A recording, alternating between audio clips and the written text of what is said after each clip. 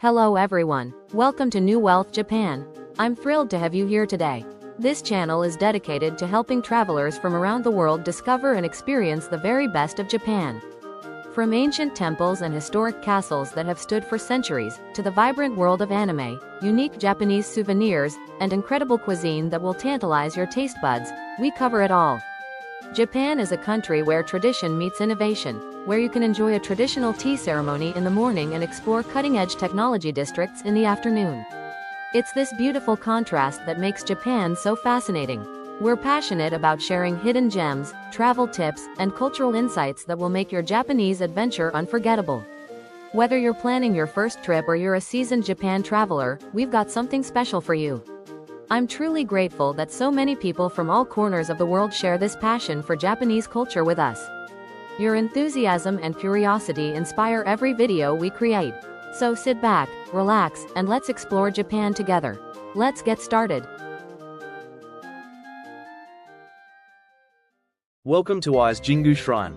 Formerly called Jingu, this is Japan's most sacred site, consisting of 125 shrines centered around the inner shrine, Naikū, which enshrines Amaterasu Omikami, the ancestral deity of the Imperial family, and the outer shrine, Gekū, which enshrines Toyuki no Omikami. With approximately 2,000 years of history, it has been deeply revered by people since ancient times as was-san. The most distinctive feature is the Shikinen Sengū ceremony, in which the shrine buildings are rebuilt every 20 years. This tradition, continuing for over 1,300 years since the Asuka period, has preserved ancient architectural styles and techniques to the present day. The shrine buildings made of plain Japanese cypress wood embody a pure beauty that represents the origin of Japanese architecture. Welcome to The Explainer. Today, we're going to talk about something fascinating: how early Japan built its power, and not with armies or fortresses, but with wood and thatch and ritual. We're going to see how the act of building, and even deliberately destroying, their most sacred shrines was actually a tool to build a nation. All right, so let's just jump right in with a question that sounds, well, kind of crazy. Why on earth would you tear down your most important, most sacred building, only to perfectly rebuild it every couple of decades? It seems like the opposite of what you'd want to do, right?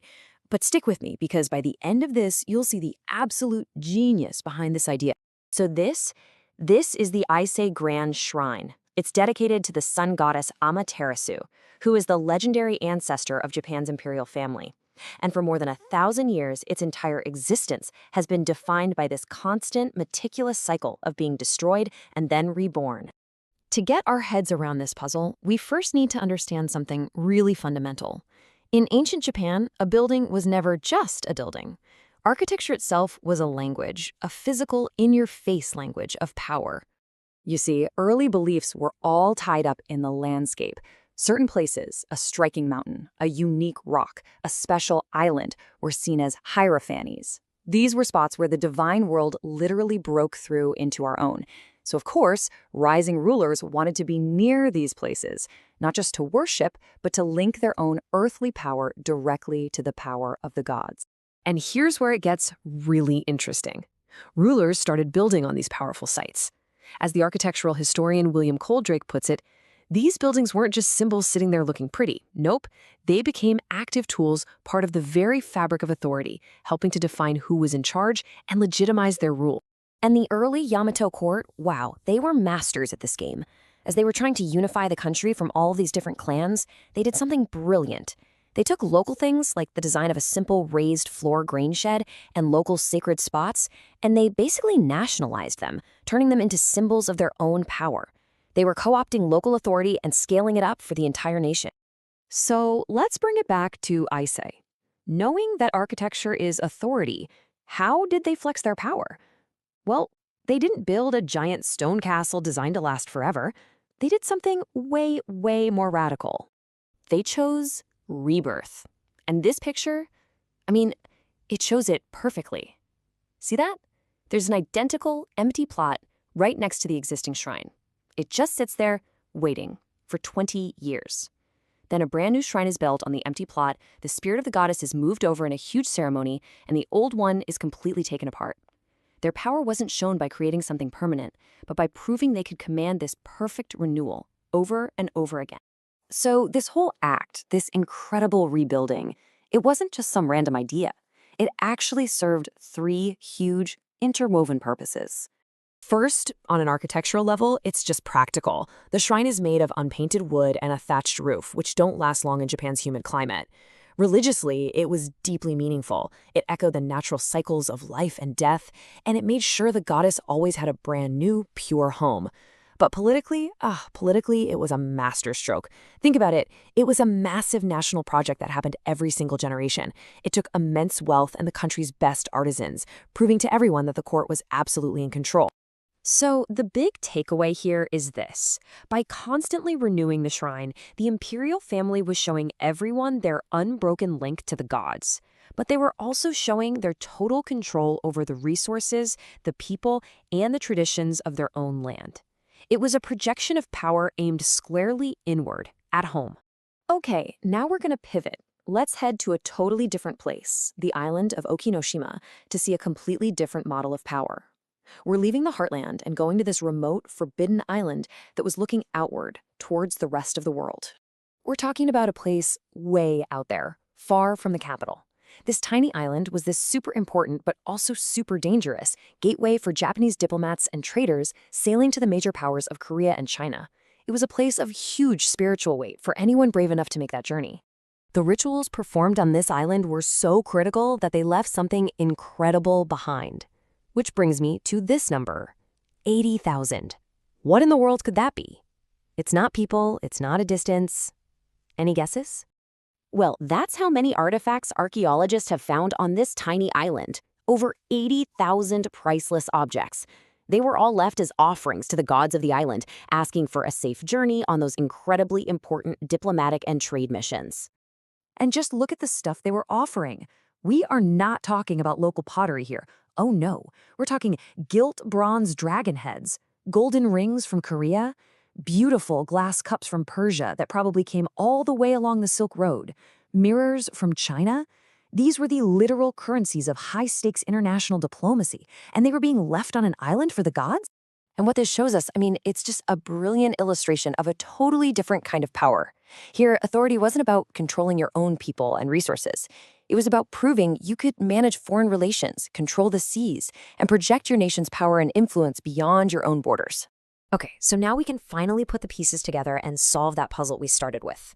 By putting Ise and Okinoshima side by side, we get to see two totally different but equally powerful ways of thinking about authority. This slide just lays it all out so clearly, doesn't it? You've got two brilliant solutions to the exact same problem.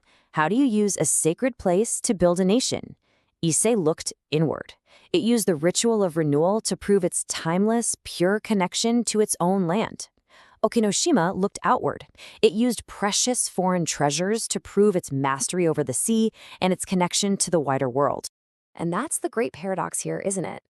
Ise embraces its own physical weakness, its frailty, and by making a ritual out of it, it actually achieves a deeper, more profound kind of permanence. Meanwhile, the Okinoshima model, which was all about collecting these permanent physical treasures, was always tied to the changing winds of international trade and politics. So, in the end, you realize these weren't competing ideas at all. They were two sides of the same coin, two complementary strategies. Together, they established the authority of the state over everything, its own people at home, and its relationships with the powers abroad. And that kind of leaves us with one last thing to think about, right? If the architecture of early Japan was a deliberate statement about where power comes from internal purity or external connections, what are our own buildings saying about us today? Our most important monuments are made of steel and concrete and stone, all designed to last forever, to defy time. What does that say about where we think our authority, our power really comes from?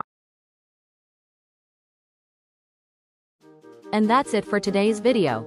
I hope you enjoyed exploring this part of Japan with us. If you found this video helpful or entertaining, please give it a thumbs up. It really helps us reach more travelers like you who love Japan. And here's the most important part. If you haven't already, please subscribe to New Wealth Japan and hit that notification bell. By turning on notifications, you'll be the first to know whenever we upload a new video. We post new content regularly, featuring different destinations, food experiences, and cultural insights across Japan, so you won't want to miss out. Now, we'd love to hear from you. Do you have any questions about what we covered today? Is there a specific place in Japan you'd like us to feature in an upcoming video? Maybe a particular Japanese dish you're curious about, or a cultural tradition you want to learn more about? Please share your thoughts, questions, and suggestions in the comments below. We read every single comment and your feedback helps shape our future content. Also, if you've been to Japan before, we'd love to hear about your experiences. Share your favorite memories or travel tips with our community. Let's learn from each other. Thank you so much for watching and for being part of our New Wealth Japan family. Your support means the world to us. Until next time, safe travels, and see you in the next video. Sayonara.